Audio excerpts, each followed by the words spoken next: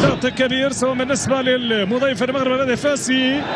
الماس يبحث من اجل الدخول سريعا في من شارب الاسير. الماس عبر المرمى فراسيلا محاوله تمرير. كانت الكره بينيه اماميه مقطوعه. فرصه خطيره وكاد ان يقع في ربح دور ياسين الرابي. انطلق كاسم سكن قلت كسر رهان في معركه وسط الميدان والانطلاقه والفرصه والسرعه وتغادر ركله مرمى. تقدم اليمين والانطلاقه والفرصه قد تحمل طابع الخطوره من الاشياء اليسرى من محسن بوريكا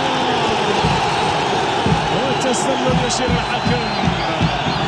تسلل يشير الحكم بعدما كانت الاشاره بوجود ركله الجزاء، لكن الحكم من الساتي فرصه تقدم من العرضيه والابعاد من شاف فريق المغرب الرياضي الفاسي. تلعب مصاويه راسيه فرصه خطيره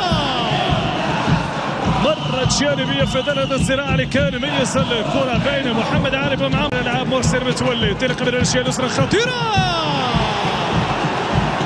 والتسديده لم تكن بالشكل القوي.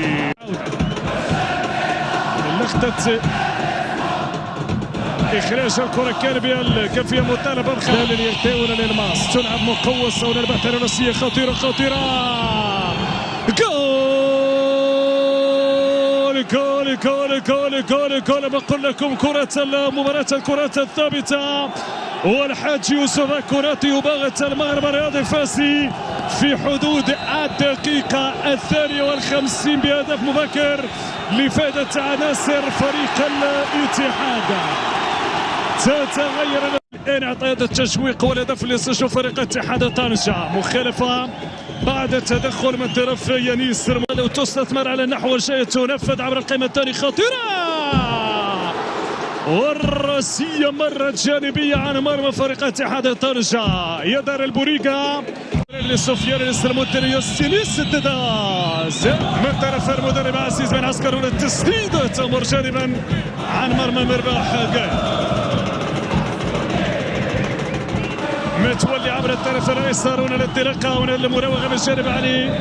يظهر علي الحراق والخطا يحتسب لفائده فريق اتحاد طنجه. اشتعلت عناصر الطرفين وتلعب مقوسه بشكل مباشر. الحراق البينيه طويله اماميه وابعاد فتامين قرموني بمعمر